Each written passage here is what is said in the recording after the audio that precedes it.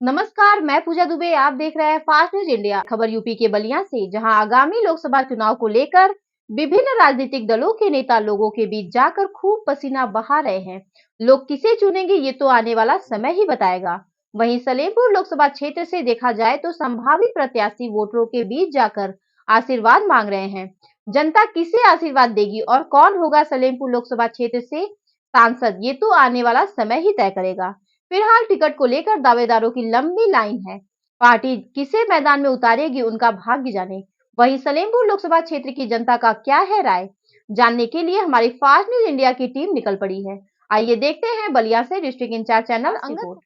लोकसभा चुनाव 2024 में होने वाले हैं और इसको लेकर के तमाम राजनीतिक दल अपना अपना वोटरों को साधने के लिए ये प्रत्याशियों ने जिस तरह से पसीना बहा रहे हैं, लोगों के बीच में जा रहे हैं, उनको जनता किसके पक्ष में जाएगी ये तो समय और तय बताएगा। लेकिन आज हम इस संबंध में बात करने के लिए हमारे साथ कुछ लोग मौजूद हैं और इस संबंध में हम बात करेंगे कि आने वाले लोकसभा चुनाव में किसके सर पे सेहरा होगा और कौन होगा इस लोकसभा सलेमपुर का सांसद। हमारे साथ बातचीत करने के लिए चंद्रकेश सिंह जी मौजूद हैं। सर, जिस तरह से आज लोकसभा चुनाव नज़दीक आ रहा है, तमाम राजनीतिक दल के नेता क्षेत्रों में जा रहे हैं, वोटरों के बीच जा रहे हैं, क्या लगता है इस बार जनता किस मूड में है? पहले तो आपके चैनल को हम हार्दिक अभिनंदन और बधाई दे रहा हूं कि आम जनमानस के बीच में आपने जो घूस के सवाल ये उठाने का काम किया है, इसके लिए बहुत कोट कोट बधाई।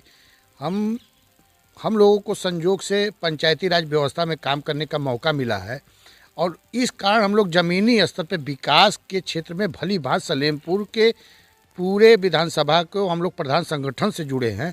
तो सियर, बांसडी और सिकंदरपुर के प्रधानों के बीच में हम लोग को उठने बैठने का मौका मिला और विकास के बारे में भी चर्चा होती है। तो ये पूरा सलेमपुर क्षेत्र हमेशा विकास से कोसों दूर रहा है। बाढ़ से यहाँ लोग दियारा अंचल में बुरी तरह परेशान की स्थिति में रहते हैं और पहली बार कोई भी इधर का कोई भी पार्टी, कोई भी व्यक्ति विशेष कभी भी कोई रुचि लेने का काम नहीं किया है। पहली बार इस क्षेत्र में हमको लग रहा है विगत कई सालों से समाज सेवी के रूप में एक योगेश्वर सिंह जी सहतवार के पास में कुशौरा बांसडी विधानसभा के निवासी हैं और वो हमेशा क्षेत्र में हजारों लोगों को नौकरी देने का काम किए हैं और दुख सुख में किसी कोई हॉस्पिटल में उसके दुख सुख में हमेशा खड़े होने का काम किए हैं। उनके प्रति आम जनमानस अब की जो है कमर कस ली है, क्योंकि हम लोग घूमते हैं, हम लोग देख रहे हैं कि आम आदमी अब राजनेताओं से ऊब गई है, वो पार्टी विशेष से भी ऊब गई है। बहुत लोगों ने सब पार्टियों को देख लिया है कि क्या स्थितियां बन रही हैं, लेकिन अब की जो स्थितियां आई हैं योगेश्वर सिंह जी के प्रति लोगों का आकर्षण बढ़े हैं और वो उनका कारण है उनका स्वयं का, कि उन्होंने जो विगत दशकों से जो समाज में आम दुख दर्द में लोगों के खड़े होने का काम किया है उसका प्रतिफल है। तो अब की योगेश्वर सिंह के पक्ष में आप जा सकते हैं। हम ये नहीं है कि हम कोई ऐसा, आप गांव में जा सकते हैं, पूछ सकते हैं, चाहे वो किसी भी मदरसा की बात हो, चाहे मंदिर की बात हो, चाहे किसी पीड़ित की बात हो, चाहे आप दियरांचल में चले जाइए, चाहे किसी को टोपी पहनाने के ठंडे में हो, चाहे मुफलर पहनाने की बात हो, चाहे कंबल उड़ाने की बात हो, आज योगेश्वर सिंह की चर्चा आम जनमानस में है। जिस तरह से देखा जाए अभी इस क्षेत्र से बबन राजभर रह चुके हैं, हरिकेवल प्रसाद भी रह चुके हैं, अभी 2 बार से लगातार सांसद रविंदर कुशवाहा रह चुके हैं। तो क्या लगता है इन लोगों के द्वारा इस क्षेत्र में विकास कार्य नहीं कराया गया है? बिल्कुल, आप चले जाइए, आप भागलपुर से आप चले जाइए पिंडी होते हुए करीब 12-13 किलोमीटर, आपको करीब 12-13 किलोमीटर हमको लगता है करीब 3 घंटा 4 घंटे लगेंगे। आप चले जाइए सिकंदरपुर विधानसभा में, वो जो है कुरेन उरेन होते हुए वो मालीपुर के वो रास्ता निकलता है, वो करीब नहर का लगभग वो 8 किलोमीटर है, हमको लगता है 6 घंटा लगेगा। ऐसे ऐसे रोडें हैं जो 10 किलोमीटर रोड आपको 8-8 घंटा लगेगा। यही तो विकास हुआ है और जो लोग जाके देख सकते हैं। सियर में कई ऐसी सड़कें हैं, सिकंदरपुर विधानसभा में है, आपका बांसडी में हड़िया कला ऐसा क्षेत्र है, आप जा नहीं पाएंगे। ऐसे ऐसी जनता इतनी पीड़ित है कि अब क्या बताएं। आप जाके गांव में पूछिए आम जनमानस से कि विकास की क्या स्थितियां हैं। जैसे आपने चर्चा किया कि इस क्षेत्र में योगेश्वर सिंह एक नया चेहरा आए हुए हैं, समाज सेवी हैं, लोगों का मंशा है कि उनको चुनाव जिताने के लिए योगेश्वर सिंह किस तरह से इन, जैसे एक तरफ से समाजवादी पार्टी गठबंधन मान लीजिए, महागठबंधन है, दूसरी तरफ भारतीय जनता पार्टी है, इन लोगों के बीच में योगेश्वर सिंह किस तरह से फिट बैठेंगे?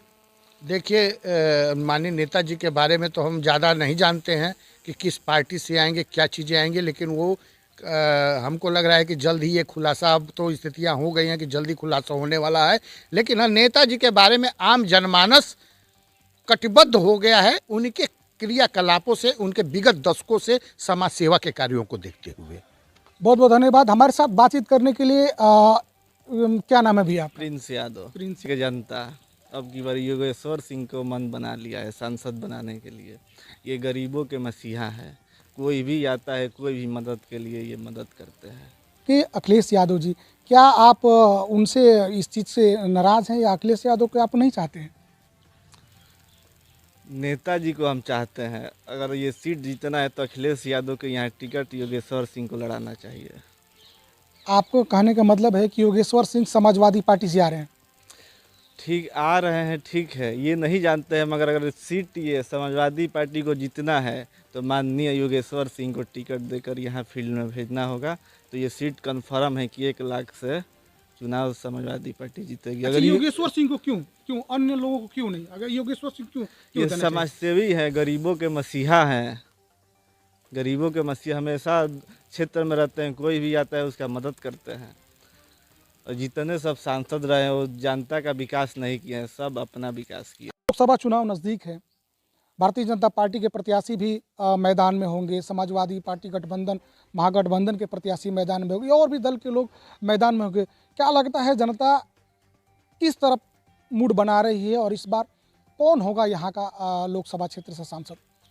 देखिए, अभी हमारे वर्तमान सांसद हैं रविंद्र कुशवाहा जी, और टिकट का दौर चल रहा है। अन्य लोग भी इस फील्ड में आए हुए हैं, जिस तरह हमारे योगेश्वर सिंह जी हैं, यहाँ काफ़ी समय से फील्ड में लगे हुए हैं और जनता की सेवा भी कर रहे हैं। एक और आए हैं प्रत्याशी हमारे भाजपा से, स्वतंत्र कुमार स्वर्ण गुप्ता जी, वो भी फील्ड में आए हैं, वो भी अपना सेवा भाव कर रहे हैं। रह गया ये पार्टी की फैसला है और हम लोग पार्टी से हैं। पार्टी जिसको टिकट देगी उनके साथ हम लोग तन मन धन से लगेंगे। जिसको टिकट मिलेगा उनके साथ हम लोग रहेंगे। अगर देखा जाए जिस तरह से बाय द वे, अगर योगेश्वर सिंह को भारतीय जनता पार्टी अगर टिकट नहीं देती है तो किस तरह का रुझान रहेगा आपका? देखिए, योगेश्वर सिंह बहुत ही अच्छे विचार के हैं, जिस तरह गरीबों का सेवा कर रहे हैं। अगर टिकट मिल गया तो अवश्य ही चुनाव जीतेंगे, इसमें कहीं से कोई दो राय नहीं रहेगा। लेकिन रह गई बात कि मोदी जी और जोगी जी जो दो चेहरा है, ये चेहरा को हम लोग भुला नहीं सकते हैं। इसलिए अभी चुनाव देखे हैं आप, एमपी में, राजस्थान में हुआ, पूर्ण बहुमत से वहाँ सरकार बनी। हम लोग नहीं सोच रहे थे कि इस तरह की वहाँ जो जनता है, जनता के बीच में इतनी बहुमत से सरकार बनेगी, हम लोग स्वयं नहीं सोचते। लेकिन ये जोगी मोदी जी का देन है। वहाँ शिवराज सिंह के जो मामा लोग कर रहे थे, उन मामा का भी देन है, जिन्होंने अपने कपड़ा के बल पर वहाँ पर पूर्ण बहुमत सरकार बनी। ये बहुत ही हम लोगों के लिए सराहनीय है। मैं उनको धन्यवाद बधाई देता हूँ वहाँ की जनता को, जिन्होंने शिवराज सिंह को और मोदी जी को हाथ को मजबूत किया। हम लोग मोदी जी को हाथ को मजबूत करेंगे, इसलिए कि हम लोग के लिए जोगी मोदी के सिवा कोई है नहीं।